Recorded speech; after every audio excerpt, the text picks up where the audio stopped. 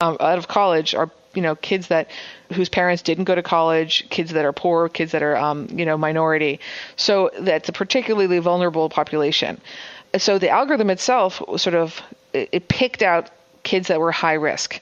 The critical part of this algorithm, though, was what they did next.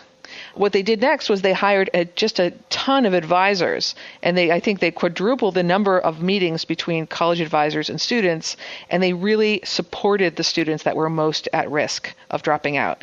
And it cost them a lot of money to have all those advisors, and it really worked too.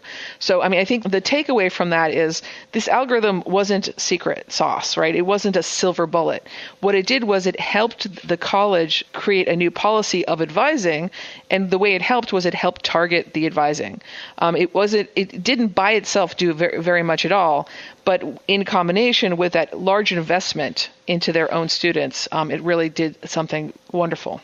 Right. And what I really appreciate about your analysis of that example as well as throughout the book is that human nature plays such an important part of everything we do, and it can play a negative role and it can play a positive role. So we need to make the effort to ensure and to kind of check our work, if you will, kind of using a mathematical idea. We need to check our work and make sure that the goals we imagine this is going to achieve really are the ones that result.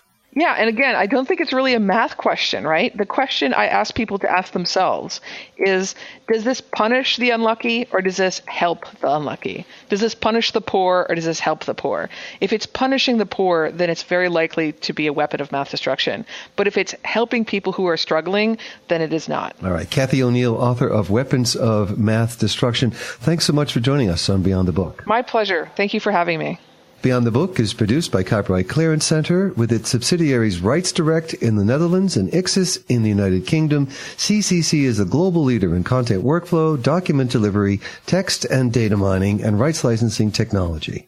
You can follow Beyond the Book on Twitter, like us on Facebook, and subscribe to the free podcast series on iTunes or at our website, beyondthebook.com.